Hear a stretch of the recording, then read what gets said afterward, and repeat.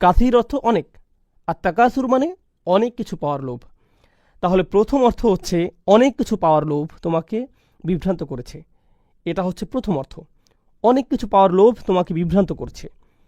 আপনি সবসময় ভাবেন আমার তো যথেষ্ট নেই, আমার আরও দরকার, আমার কেবল ভাড়া বাসা আছে, কিন্তু আমার নিজের একটা বাসা দরকার। আমার একটা পুরাতন গাড়ি আছে, আমার একটা নতুন গাড়ি দরকার। আমার কেবল আমার কেবল এইটুকু সঞ্চয় আছে, আমার আরও বেশি সঞ্চয় দরকার। আমার কেবল একটা ব্যবসা আছে, আমার আরও একটা ব্যবসা শুরু করা উচিত। আমার কেবল এইটুকু আছে, আমার আরও বেশি দরকার। সবসময় আপনি অনেক অনেক বেশি পাওয়ার আশা করেন। আপনার মন সবসময় এইসব আকাঙ্ক্ষায় ব্যস্ত থাকে, আর আপনি গুরুত্বপূর্ণ কিছুর ভাবনা থেকে উদাসীন হয়ে পড়েন। এটা হচ্ছে প্রথম অর্থ।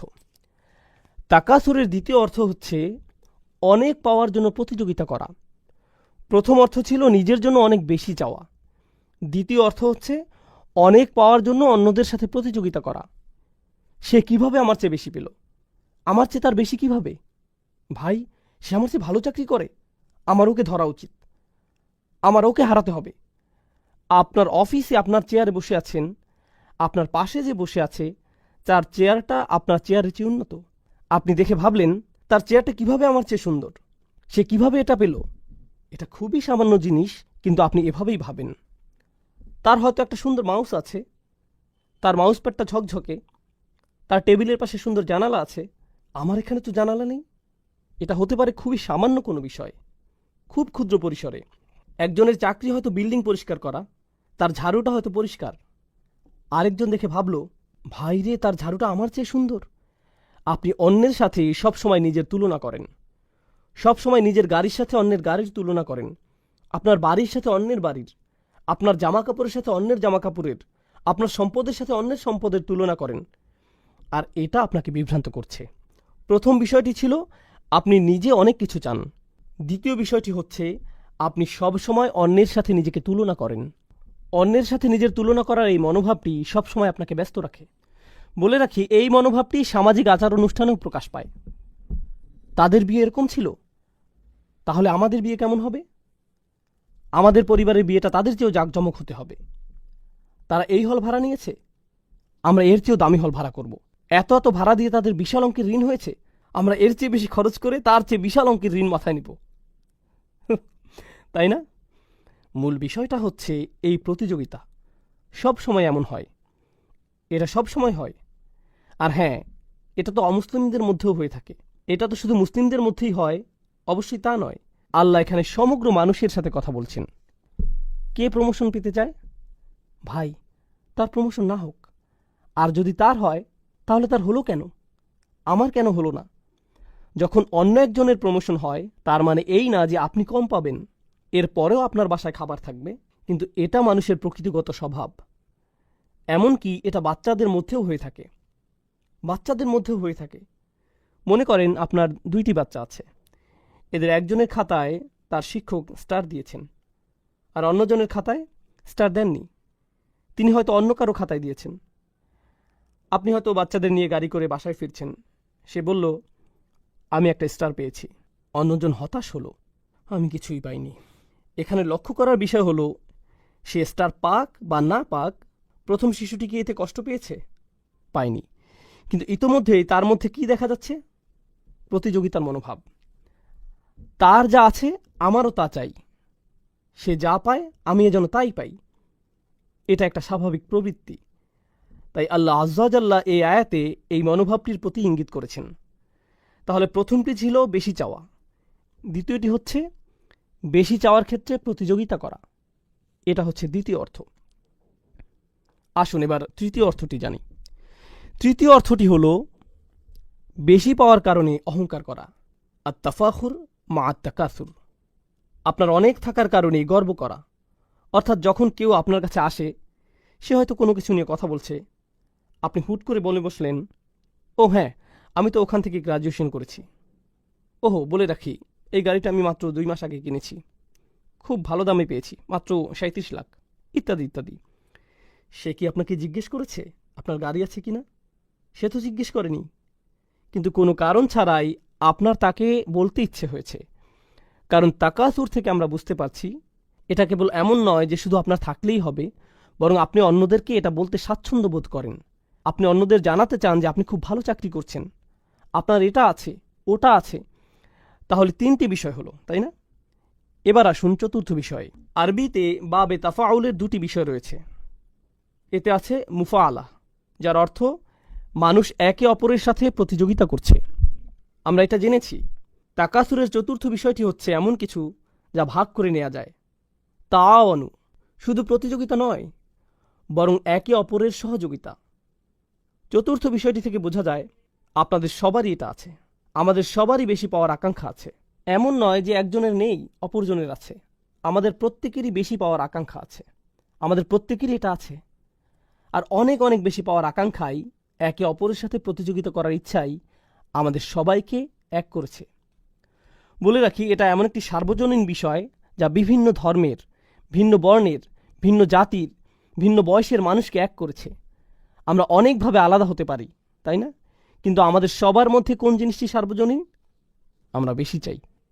আমাদের যা আছে আমরা তার চেয়েও বেশি চাই। আমাদের যা আছে তাই নিয়ে আমরা সুখী নই। আর আল্লাহ বলেন, এই মনোভাব, এই চিন্তা প্রক্রিয়া আপনাকে বিভ্রান্ত করেছে, আপনাকে ভুলিয়ে দিয়েছে। কিন্তু আরবিতে যখন ইলহা শব্দটি ব্যবহৃত হয়, তখন এই প্রশ্নটি চলে আসে যে কিসের থেকে ভুলিয়ে দিয়েছে? আচ্ছা, বুঝলাম আমাকে ভুলিয়ে দিয়েছে। আপনি যখন আমাকে ভুলিয়ে দিয়েছে বলেন, স্বাভাবিকভাবে একটা প্রশ্ন চলে আসে, কিসের থেকে ভুলিয়ে দিয়েছে? আমি কাজের কথা ভুলে গিয়েছি, আমি স্কুলের কথা ভুলে গিয়েছি, আমি কিসের কথা ভুলে গিয়েছি? এটি জানতে হলে আরবিতে একটি আন যোগ করতে হয়। আমি আপনাদের যে আয়াতটি বলেছি, লা তুলহিকুম আমওয়ালুকুম ওয়ালা আওলাদুকুম, এরপর আল্লাহ যোগ করলেন আন যিকরিল্লাহ। আপনার সম্পদ ও সন্তান যেন আপনাকে ভুলিয়ে দিতে না পারে। কিসের থেকে? আল্লাহর স্মরণ থেকে। এখানে কিছু একটা থেকে বলা হয়েছে, এখানে বাড়তি তথ্য যোগ করা হয়েছে। এই তথ্যটি দিয়ে আপনাদের উত্তর দেওয়া হয়েছে। এখন এই সূরায় আল্লাহ আজ্জাজাল্লাহ আন আইশাইইন বলেননি। তিনি কি বলেছেন? আমাদের ভোলার ব্যাপারে তিনি কি বলছেন? এখানে তিনি উন্মুক্ত রেখেছেন। উন্মুক্ত রাখার মাহাত্ম্য হচ্ছে এটা ইতলাকে পরিণত হয়েছে, এটা শর্তহীন হয়েছে। আপনি নিজে খুঁজে বের করুন। আল্লাহ চান যেন আমরা নিজে খুঁজে বের করি আমরা কি থেকে ভুলে আছি। কিছু আলেম মন্তব্য করেছেন, প্রথমত আমরা সত্য থেকে ভুলে আছি, যে আমাদের সত্যের পথে ডাকছে, আমরা তার প্রতি উদাসীন আছি। সে আপনাকে গুরুত্বপূর্ণ কিছুর প্রতি ডাকছে। ভাই, আমি কাজে ব্যস্ত আছি। কেউ আপনার কাছে এসে বলল, ভাই চলো আমরা কোরআন থেকে কিছু শিখি, চলো আমরা নবী সাল্লাল্লাহু আলাইহি সাল্লামের সুন্নাহ থেকে কিছু শিখি। ভাই, আমি এখন ব্যস্ত। আর আল্লাহ তাআলা বলছেন, আপনার এই ব্যস্ততা আসলে কেবল উদাসীনতা, আর এটাই আপনাকে সত্য থেকে দূরে রেখেছে। এটা আপনাকে সত্য থেকে দূরে রেখেছে। এটা একটা মন্তব্য, সত্যের প্রতি উদাসীন থাকা। তাফসিরে আমরা আলেমদের আরেকটি মন্তব্য পাই, সেটা হলো নিজেকে ভালোভাবে দেখা থেকে দূরে থাকা, মুহাসাবা। এটা আপনাকে নিজেকে দেখা থেকে ভুলিয়ে দিয়েছে। আমি আমার জীবনে কি করছি, আমি কিসের পিছনে ছুটছি। আর হ্যাঁ, আপনি যখন কোনো কিছুর পেছনে ছুটেন আর তা পেয়ে যান, আপনার সেগুলো বিরক্ত লাগা শুরু হয়। তখন আপনি অন্য কিছুর পেছনে ছোটেন, তারপর সেটাও আপনার বিরক্ত লাগে। এরপর আপনি অন্য কিছু খোঁজেন। আমাদের সবারই এমন হয়। আপনি যদি একটি বাড়ি কিনতে চান আর আপনি বাড়ি কিনে ফেলেন, তখন কি হয়? কিছুদিন পরে অন্য একজনের বাড়ি দেখতে আপনার বাড়ির চেয়ে সুন্দর মনে হয়, তাই না? এটা বিরক্ত লাগতে শুরু করে। আপনি পুনরায় সাজান। কিছুদিন পর আবার বিরক্ত লাগা শুরু করে। যখন আপনার সন্তান খুব করে একটা ভিডিও গেমের আবদার করে, আপনি সেটা কিনে দেন। তারা সেটা কয়দিন খেলে, কিছুদিন যায়, তারা গেমে জিতে যায়, শেষ। তারা বিরক্ত হয়ে পড়ে। নতুন কোনো মুভি আসলো। অনেক দিন আগে, আমি তখন নিউ ইয়র্কে ছিলাম, আমি এমনটাই বলেছিলাম, স্টার ওয়ার বা এরকম কোনো মুভি হবে। এর আগেরটা সম্ভবত 70-এর দশকে বের হয়েছিল। এরপরে তার সিকুয়েল বের হলো। জানি না এখন এমন হয় কি না। নিউ ইয়র্কের রাস্তায় বিশাল হুলস্থুল লেগে গিয়েছিল। কেবলমাত্র একটি হলে সেটা রিলিজ পেয়েছিল। আর সেটার লাইন এত লম্বা ছিল যে হজের জন্য পাসপোর্টের লাইনের চেয়েও সেটা কয়েক গুণ বড় ছিল। অসংখ্য মানুষ সেই মুভি দেখার জন্য লাইনে দাঁড়িয়েছিল। সারা রাত তারা দাঁড়িয়ে যেন কিয়াম করছে, যেন সেই মুভিটা দেখতে পারে। তারা সেই মুভির জন্য সব কিছু ছেড়ে লাইনে দাঁড়িয়েছিল। কেউ কেউ তো মনে হচ্ছিল যেন ইসলামের পোশাক পরা ছিল। তারা স্টার ওয়ার্সের বিভিন্ন জামা কাপড় পরে, মুখে ছবি এঁকে, হই হুল্লোড় করে লাইনে দাঁড়িয়েছিল। যেন তারা মুভিটা দেখতে পারে। তারা তখন অন্য কিছুই চায়নি। আপনি যদি তখন সেই মুহূর্তে তাদেরকে কোনো কিছু নিয়ে বলেন, আপনি যদি বলেন আপনি কি এই কাজটা করবেন বা অন্য কিছু করবেন, না না না না, আমি এখন লাইনে দাঁড়াবো। যখন তাদের মুভি দেখা শেষ হয়, বের হয়ে তারা কি বলে, এর চেয়েও ভালো হতে পারত, না অতটা ভালো ছিল না, স্পেশাল ইফেক্টগুলো কিছুটা রংচঙে ছিল, এটা সেটা। ভাই, আপনি এটা এত বেশি করে চেয়েছিলেন, আর কি হলো, আপনি বিভ্রান্ত হয়েছেন। আপনি ভেবেছেন এটা আপনাকে সুখী করবে, আর এজন্যই আপনি এটা করেছেন। আর যখন আপনি এটা শেষ করলেন, আপনি কি সুখী হয়েছেন? না, আপনি তখন অন্য কিছু নিয়ে পড়ে গিয়েছেন। ভাই, এখন আমাকে তৃতীয়টির জন্য অপেক্ষা করতে হবে। এখন আপনি পরবর্তীটার জন্য অপেক্ষা করছেন। তাহলে আপনি নিজেকে বিভ্রান্ত করেই যাচ্ছেন। আপনি একটু থেমে নিজেকে জিজ্ঞেস করছেন না, ভাই আমি তো কখনোই তৃপ্ত হচ্ছি না। যখনই আমি কিছু পেয়ে যাই, তারপর আমার অন্য কিছু দরকার হয়। আমি কখনোই তৃপ্ত হই না, আমার প্রয়োজন ফুরায় না। তাহলে এটা আপনাকে আপনার নিজের দিকে তাকানো থেকেও দূরে রাখে। এটা আপনাকে আপনার জীবনের উদ্দেশ্যের প্রতি তাকানো থেকে দূরে রাখে। এই বিভ্রান্তি, এই চাহিদা, এই প্রতিযোগিতা আপনাকে এই প্রশ্ন থেকে দূরে রাখে যে আমি কেন এই পৃথিবীতে এলাম। এখানে আমার কাজ কি শুধু একটা কিছুর পেছনে ছোটা, এরপর অন্য কিছুর পেছনে ছোটা, তারপর আরেকটা কিছুর প্রতি ছোটা, তারপর কবরে চলে যাওয়া, এইগুলোই? এই জন্যই কি আমি এখানে এসেছি? এই জন্যই কি আমাকে এখানে পাঠানো হয়েছে? কারণ পশু পাখিরা এসব করে। তারা খায়, তারপর তারা আবার ক্ষুধার্ত হয়ে পড়ে, তাই তারা আবার খায়, এরপর আবার ক্ষুধার্ত হয়ে পড়ে। এরপর একটা পশুর সাথে আমার পার্থক্য কি? যদি এজন্যই আমি এখানে এসে থাকি, তাহলে একটা পশুর সাথে আমার পার্থক্য কী রইল? কিন্তু আপনি এই প্রতিযোগিতায় এতই ব্যস্ত হয়ে পড়েছেন যে আপনি নিজেকে এই প্রশ্নটি করার সময়টাও পান না। যদি আপনি ভেবেও থাকেন, তা কেবল একটা ভাসমান চিন্তা, এমন কিছু নয় যা নিয়ে আপনি সত্যিই চিন্তিত হয়ে পড়বেন। আমরা আলেমদের আরও কিছু মন্তব্য দেখি। এটা আপনাকে এই সংবাদ থেকে দূরে রাখে, অর্থাৎ কোরআন থেকে দূরে রাখে। কোরআনের মাধ্যমে আপনার চোখ খুলে যাওয়ার কথা ছিল। এর মাধ্যমে আপনি আপনার জীবনের উদ্দেশ্য খুঁজে পাওয়ার কথা ছিল। এর মাধ্যমে আপনি নিজের অন্তরের সমস্ত খুঁটিনাটি আপনি পর্যবেক্ষণ করবেন, এটাই হওয়ার কথা ছিল। এটা আপনার নিজেকে নিজের সামনে পেশ করার কথা ছিল। কিন্তু এই কোরআনের জন্য আপনার সময় নেই, কারণ আপনি তাকাসুরে খুব ব্যস্ত। এটা আপনাকে বিভ্রান্ত করেছে। তবে সবচেয়ে অসাধারণ মন্তব্যটি বলতে গেলে, গত সূরাটি কী ছিল আপনাদের মনে আছে? সূরা করিয়া, আল করিয়া, জোরে করা নাড়া শব্দ শুরুতে, আর শেষে হাবিয়া। আল্লাহ বলেন আল্হাকুমুত তাকাসুর। এটা এত বড় বিভ্রান্তি যে এমনকি এটা আপনাকে আল করিয়া থেকেও দূরে রাখে। পুরো পৃথিবী একদিন কেঁপে উঠবে, এমন সত্য থেকে এটা আপনাকে দূরে রাখে। জাহান্নামের আগুন আমাদের সামনে চলে আসবে। কিছু মানুষের পাল্লা ভারী হবে, কিছু মানুষের পাল্লা হালকা হবে। যে পরম সত্য সম্পর্কে আপনি জেনেছেন, আপনি মুখস্থ করেছেন, যা আপনি তিলাওয়াত করেন।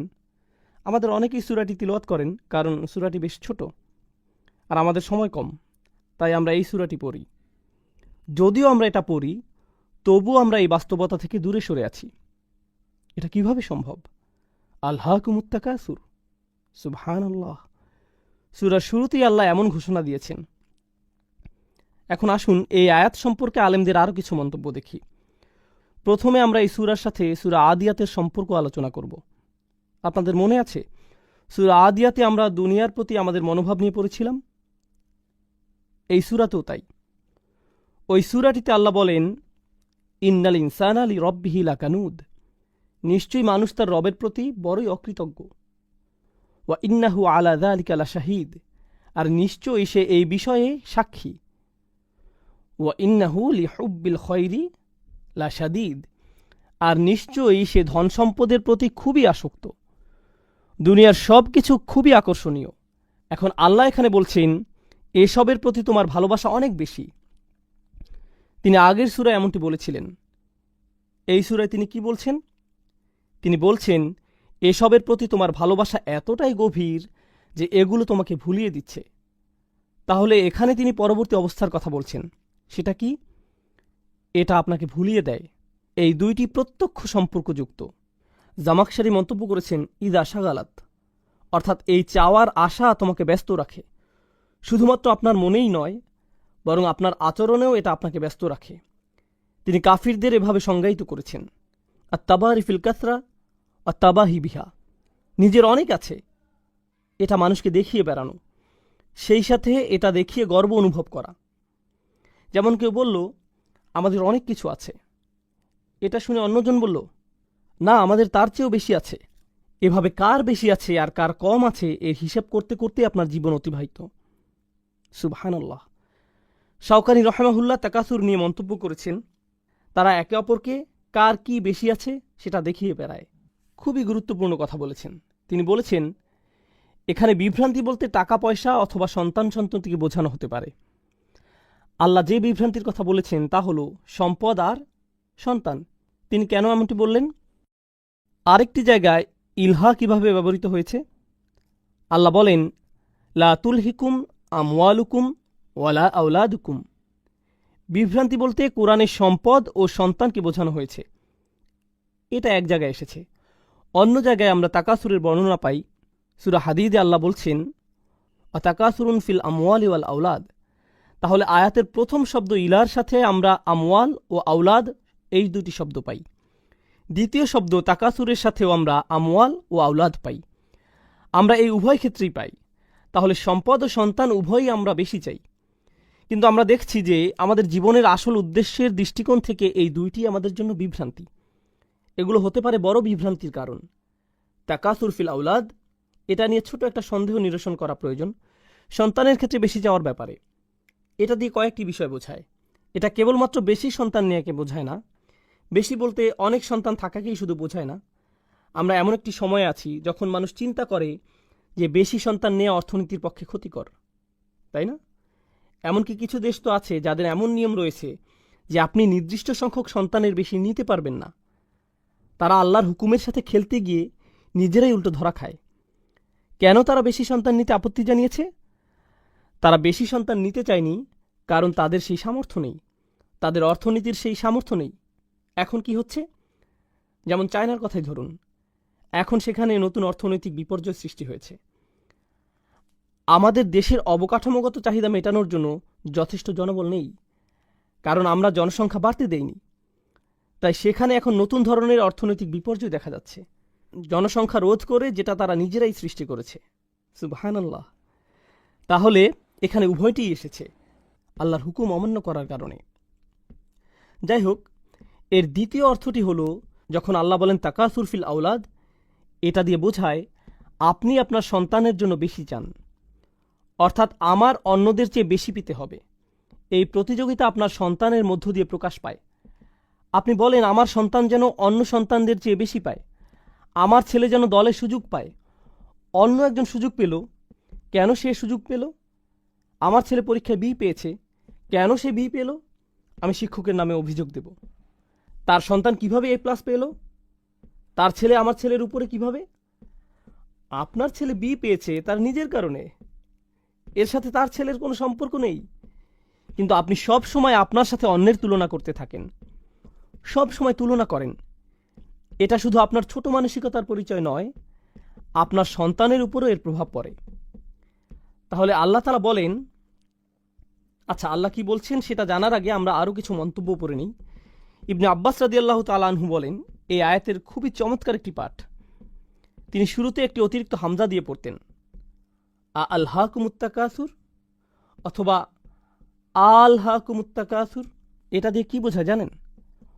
অনেক চাওয়ার এই প্রতিযোগিতায় বেশি বেশি পাওয়ার চাহিদা কি তোমাকে ব্যস্ত রাখে?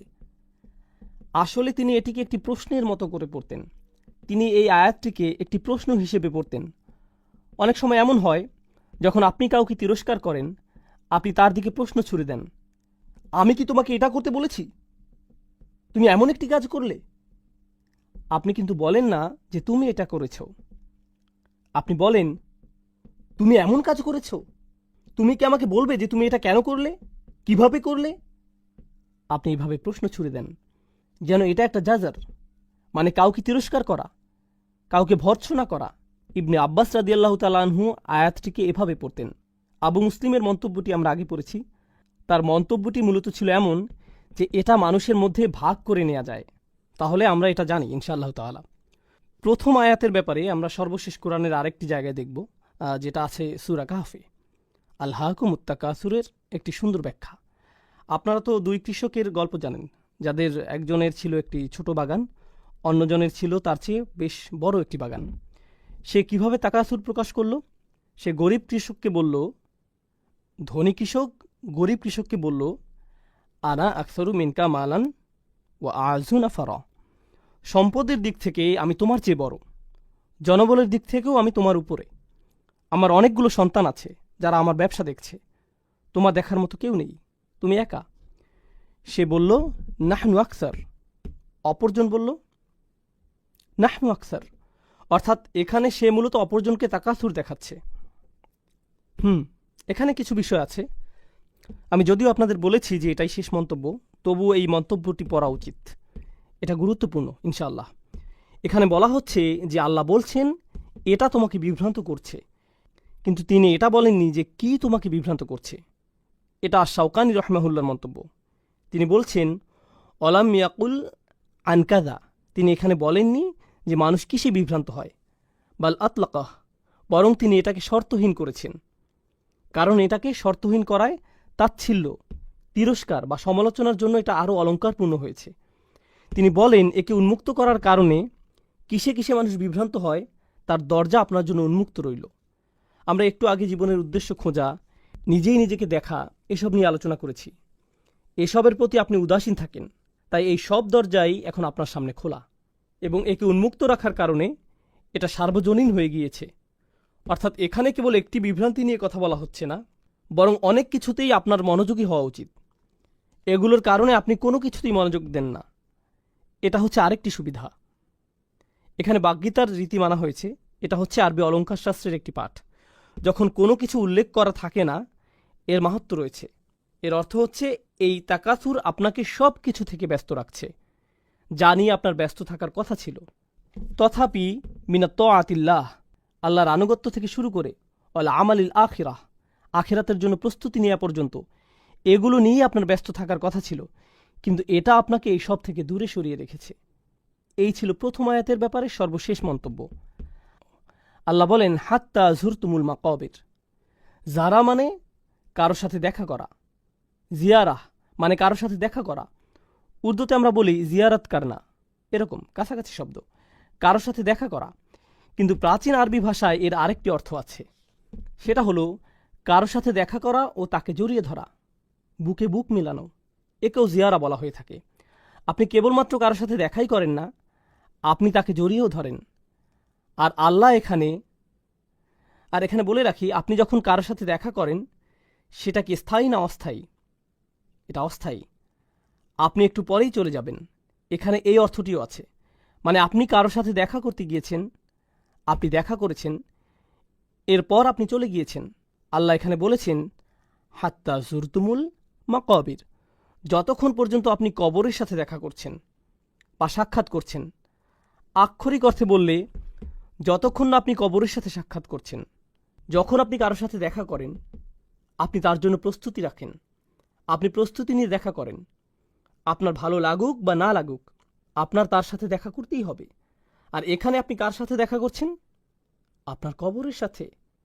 এখানে জিয়ারা শব্দটির সাথে মাকাবির ব্যবহার করার কারণে আমরা একটা জিনিস বুঝতে পারছি যে আমরা কবরে চিরকাল থাকব না, কেননা জিয়ারা বলতে অস্থায়ী বোঝায়।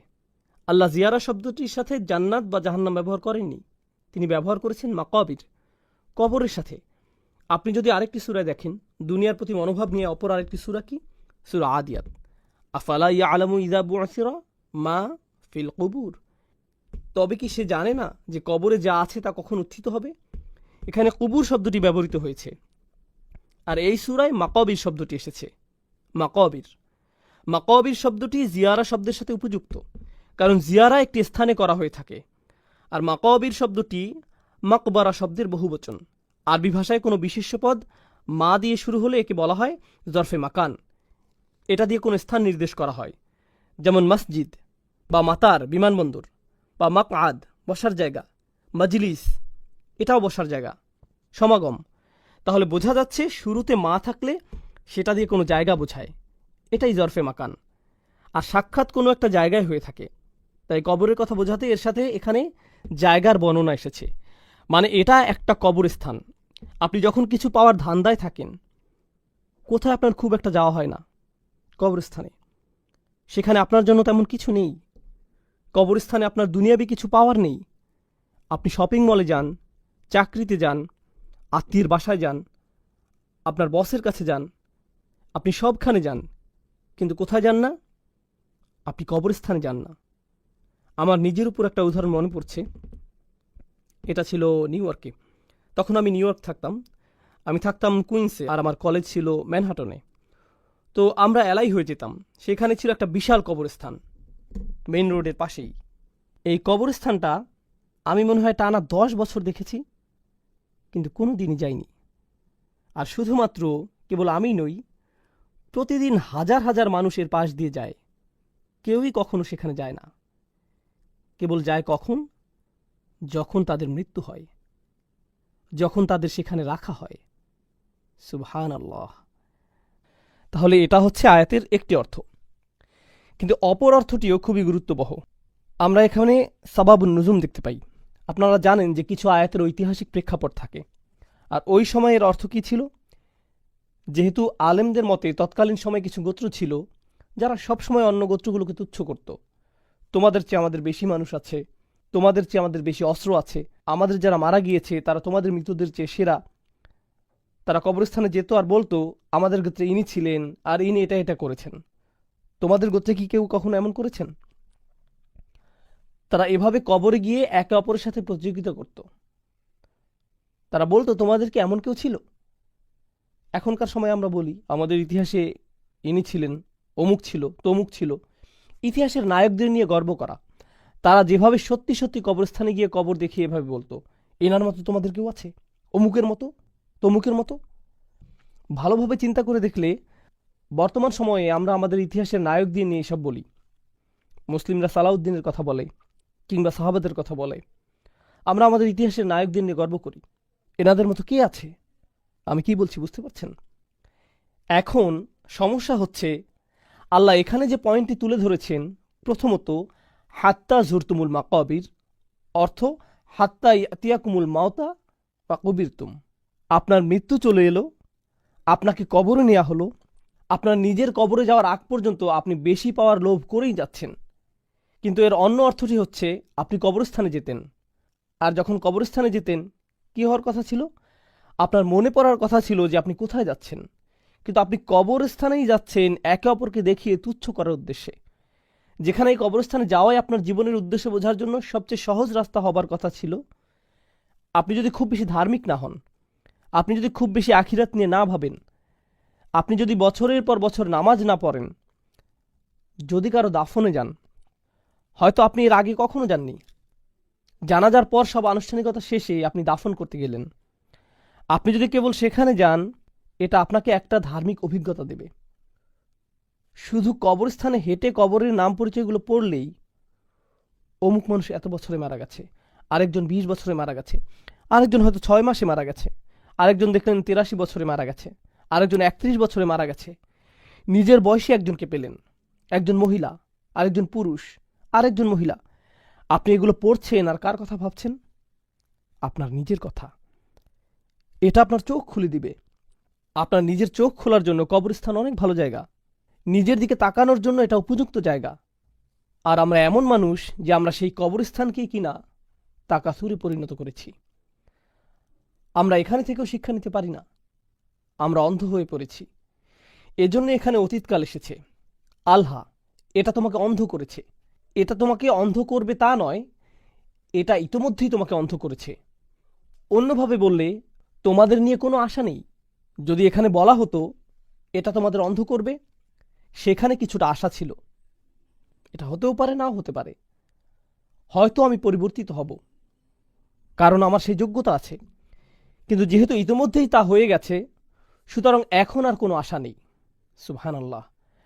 এখন এখানে অনেক মুফাসসির মন্তব্য করেছেন, কিন্তু আমরা এখানে শাওকানির মন্তব্যটি পড়ব ইনশাআল্লাহ। এখানে তিনি বলেছেন, তারা সেই সব কবরস্থানগুলোতে যেত, ফায়াকুলুনা হাযা কবর ফুলান ওয়া হাযা কবর ফুলান ইয়াফতাখিরুনা বিযালিক। তারা বলতো, এটা অমুক মহান মানুষের কবর, এটা তমুক মহান মানুষের কবর। তারা এটা বলে গর্ব করত। কাল্লা সাউফা তা'লামুন সুম্মা কাল্লা সাউফা তা'লামুন, একই আয়াত, পার্থক্য কি? শুরুতে সুম্মা আছে। সরল অনুবাদ হচ্ছে কাল্লা। প্রথমে কাল্লা শব্দটি দেখি। কাল্লা বিমাআনা হাক্কা, কাল্লা অর্থ অবশ্যই। শব্দগতভাবে কাল্লা অর্থ কোনো মতেই না, কোনোভাবেই না, কোনোভাবেই না। অর্থাৎ আপনার এই অন্ধত্ব চিরকাল থাকবে না, অবশ্যই থাকবে না। শীঘ্রই আপনি জেগে উঠবেন। আর যখন আপনি জেগে উঠবেন, আপনি নিজে থেকেই বলবেন, আমি কি করেছি, আমি কিভাবে এতটা অন্ধ হয়ে গিয়েছি। আপনি দেখবেন কিছু মানুষ আছে যারা দুনিয়ার মোহে এতটাই অন্ধ, আপনি যদি তাদের ঘুম ভাঙানোর চেষ্টা করেন, আপনি যদি তাদের জীবনের অর্থ বলার চেষ্টা করেন, তারা এটা শুনতেই আগ্রহী না। আপনি মনে মনে ভাবেন, ভাই, এই লোকটি কোনোদিন সত্য উপলব্ধি করবে না, একে নিয়ে কোনো আশা নেই, এই লোকটি কোনোদিনই বুঝবে না। আল্লাহ তাদের উদ্দেশ্যে বলেন, কাল্লা, না, একদিন সময় আসবে, অবশ্যই তারা শুনবে, কোনো অন্ধত্ব থাকবে না। আর এটা কিন্তু কবরে যাওয়ার পর, তাদের দাফনের পর। তাহলে কাল্লা সাউফা তা'লামুন প্রথম আয়াত, খুব তাড়াতাড়ি তুমি বুঝতে পারবে। সা তা'লামুন অর্থ শীঘ্রই তুমি বুঝতে পারবে। সাউফা তা'লামুন, খুব শীঘ্রই তুমি এটা বুঝতে পারবে। মানে হচ্ছে তোমার মৃত্যু খুবই কাছে। এটা শুধু কাছে নয়, বরং খুবই কাছে। যখনই তোমার মৃত্যু আসবে, তুমি বুঝতে পারবে। আলী রাদিয়াল্লাহু তাআলা আনহু বলেন, আন-নাসু নিয়াম, মানুষ ঘুমাচ্ছে। তিনি বলেন, মানুষ ঘুমাচ্ছে, আর যখন তারা মৃত্যুবরণ করবে, তারা জেগে উঠবে। মরার পরই তারা জেগে উঠবে। এই আয়াতটি সম্পর্কে তিনি এমন মন্তব্য করেছেন রাদিয়াল্লাহু আনহু। তাহলে আমরা দেখতে পাচ্ছি, কাল্লা সাউফা তা'লামুন, শীঘ্রই তুমি বুঝতে পারবে। কখন বুঝতে পারবে? আপনি বুঝতে পারবেন যখন আপনি কবরে যাবেন। ভাই, আমার কি করা উচিত ছিল, আমার কি নিয়ে ব্যস্ত থাকা উচিত ছিল, আপনি খুব শীঘ্রই বুঝতে পারবেন যখন আপনি কবরে যাবেন। আর প্রশ্ন শুরু হয়ে যাবে। আপনি বুঝতে পারবেন যে আপনি কতটা অন্ধত্বে ডুবেছিলেন। এটা হচ্ছে প্রথমটি। এরপর আল্লাহ বলেন, সুম্মা কাল্লা সাউফা তা'লামুন, অতঃপর আবার সুম্মা কাল্লা সাউফা তা'লামুন। কয়েকজন আলেম মন্তব্য করেছেন, এই আয়াতটি শুধুমাত্র গুরুত্ব দেওয়ার জন্য ব্যবহৃত হয়নি। প্রথম আয়াতটি কবরে প্রশ্নের মুখোমুখি হওয়ার কথা বোঝাচ্ছে। তখন আপনি বুঝতে পারবেন আপনি কতটা ভয়ঙ্কর পরিস্থিতির মধ্যে ছিলেন। আর দ্বিতীয়বার শীঘ্রই তুমি বুঝতে পারবে দিয়ে বোঝাচ্ছে যখন আপনি কবর থেকে বের হবেন, বিচারের দিন শুরু হবে, আর আপনার সব ভালো আমল ধ্বংস হয়ে যাবে। আপনি আসল বাস্তবতা দেখতে পাবেন। তখন আপনি সত্যি সত্যি বুঝতে পারবেন আপনি কতটা মোহগ্রস্ত ছিলেন। পুরো আমলনামা আপনার সামনে থাকবে। দ্বিতীয়বারের আমলনামা প্রথমবারের চেয়ে আরও ব্যাপক আকারে থাকবে। কবরে আপনাকে প্রশ্ন করা হবে, কিন্তু সেখানে সব কিছু থাকবে না। যখন আপনি বিচারের দিনে উপস্থিত হবেন, আপনাকে কিভাবে জিজ্ঞেস করা হবে? সম্পূর্ণভাবে। যেহেতু দ্বিতীয়বারের জিজ্ঞাসা প্রথমবারের চেয়ে ভয়াবহ হবে, এজন্যই দ্বিতীয় আয়াতে সুম্মা শব্দটি সেই ভয়াবহতা বোঝাচ্ছে। সুম্মা দিয়ে কয়েকটি জিনিস বোঝায়। এটা তাহকিম যোগ করে, এটা তাহউইল যোগ করে, এটা দিয়ে গুরুত্ব বুঝায়, এটা দিয়ে ভয়াবহতা বুঝায়, এটা দিয়ে বাক্যের সম্পূর্ণতাও বুঝায়। তাহলে আল্লাহ আজ্জা ওয়া জাল্লা বলছেন, কাল্লা সাউফা তা'লামুন সুম্মা কাল্লা সাউফা তা'লামুন।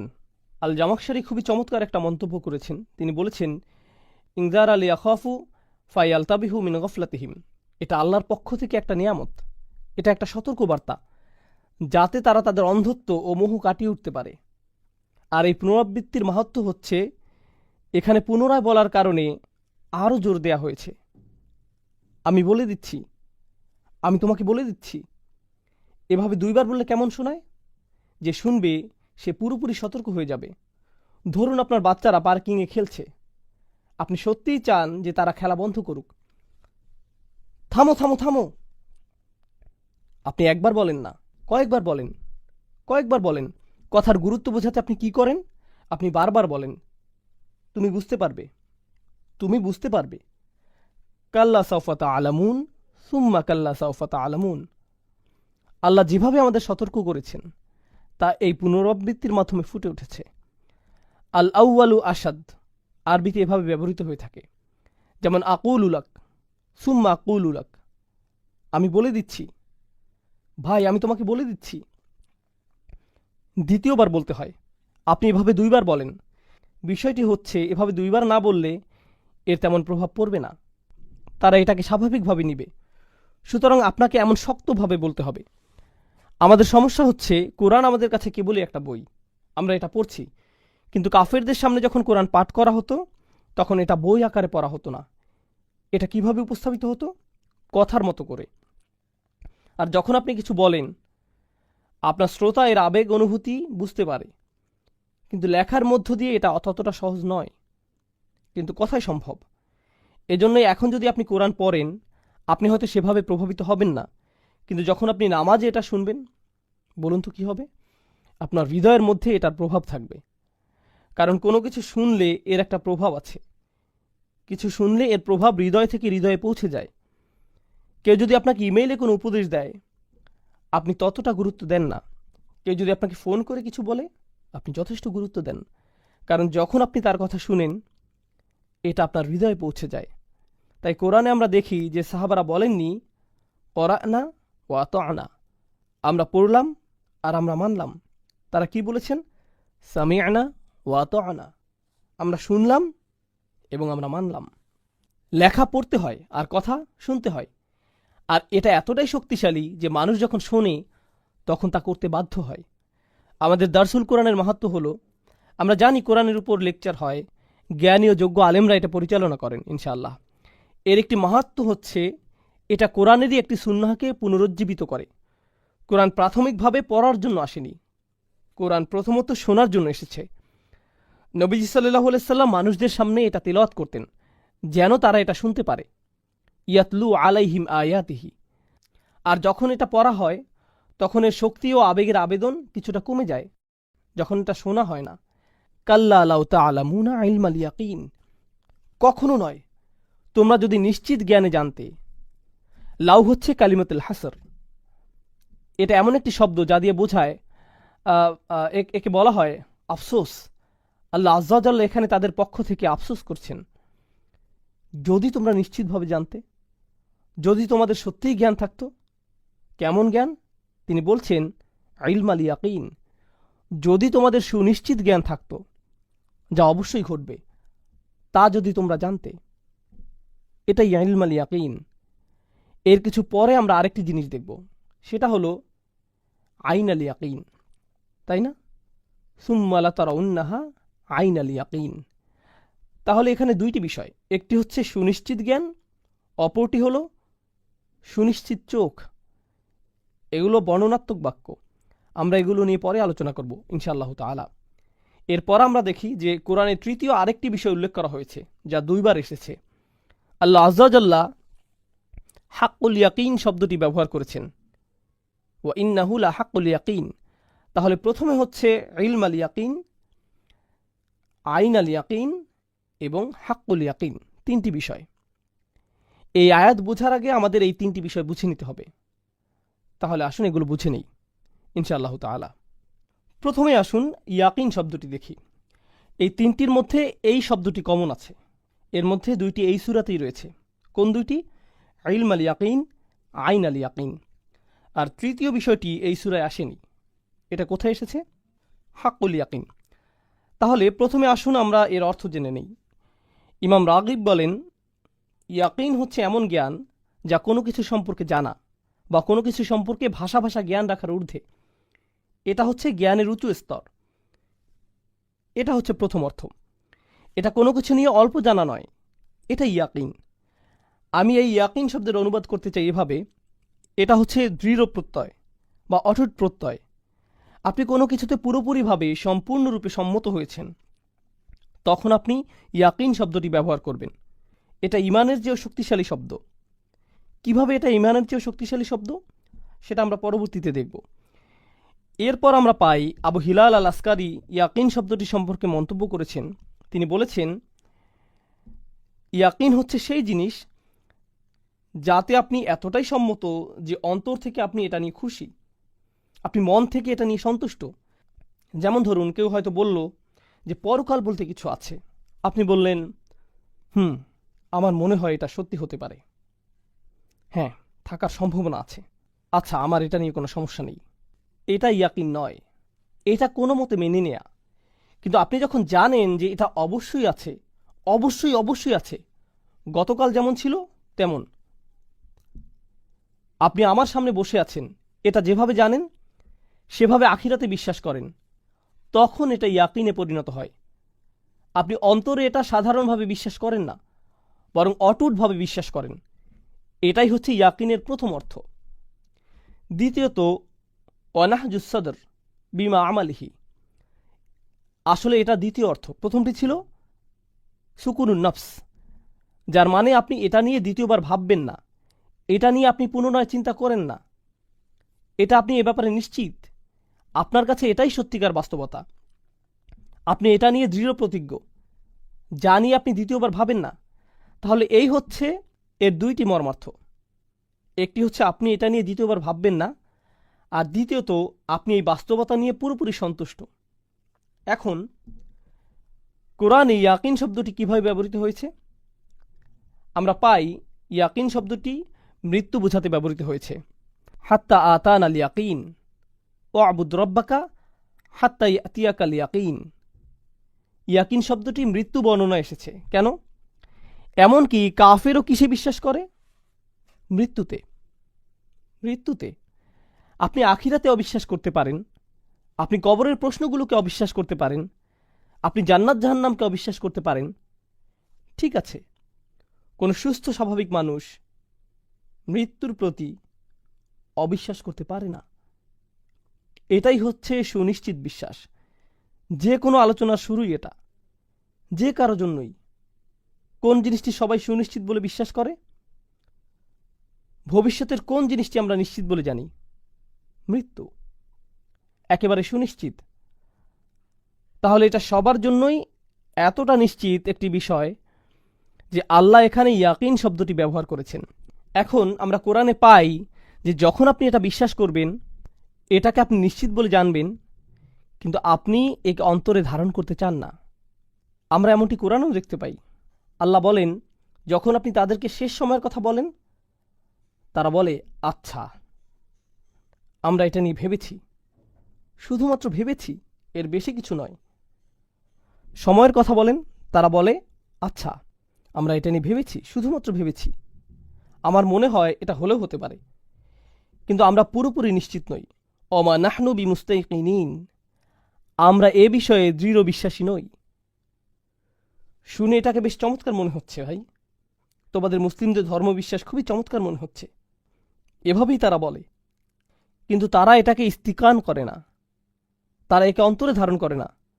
তাহলে যার ইয়াকিন নেই সে এমন বেদনাদায়ক মন্তব্য করে। তাহলে এখন আসুন আমরা ইলম আল ইয়াকিন, আইন আল ইয়াকিন আর হাক্কুল ইয়াকিন এই সম্পর্কে জানি। আমি আপনাদের উদাহরণ দিয়ে বোঝাবো। আপনি হয়তো গাড়ি চালাচ্ছেন, হঠাৎ আপনি কিছু ধোঁয়া দেখলেন। আপনি কোনো আগুন দেখতে পাননি, আপনি শুধুমাত্র ধোঁয়া দেখেছেন। আপনি সেই ধোঁয়া দেখেই বুঝে গেছেন যে আশেপাশে কোথাও কি আছে, আগুন আছে। কিন্তু আপনি কি আগুন দেখছেন? না। আপনি আপনার জ্ঞানের মাধ্যমে বুঝতে পারছেন যে যেহেতু এখানে ধোঁয়া দেখা যাচ্ছে, নিশ্চয়ই আশেপাশে কোনো আগুন থেকে এটা আসছে। আপনি আপনার নিজের চোখে দেখেননি, নিজের জ্ঞান থেকে আপনি এটা বুঝতে পারছেন।